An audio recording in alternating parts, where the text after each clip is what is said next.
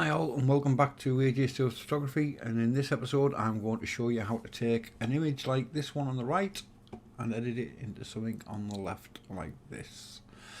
Let's have a look at the image first and we will see what settings, etc, etc. So ISO 400,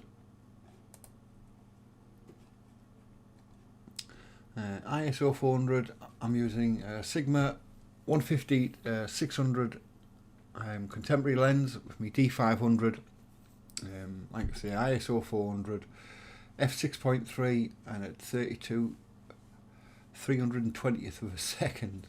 It is tripoded and it was taken, I can't remember what time it was now, let's have a quick look.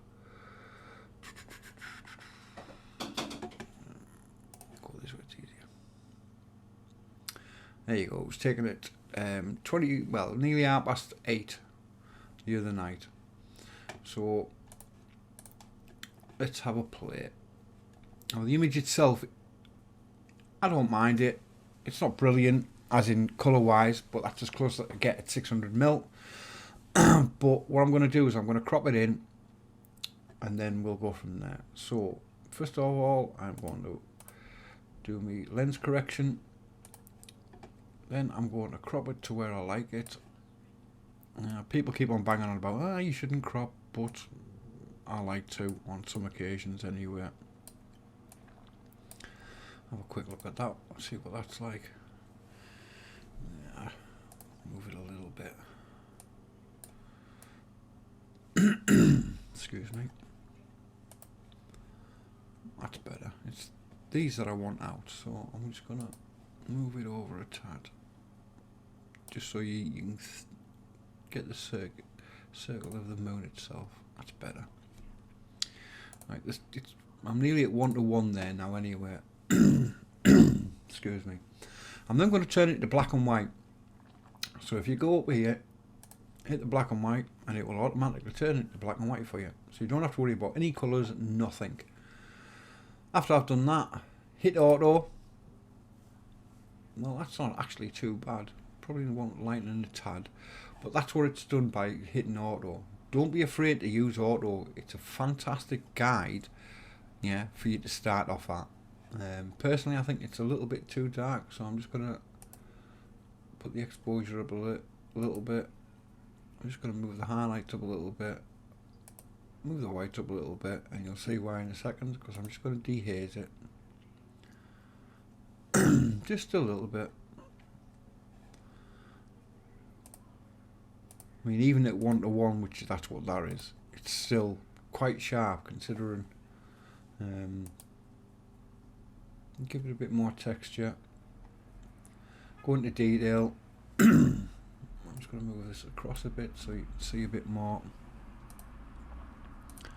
It's not too bad actually, noise wise. I'm just going to put up to 30.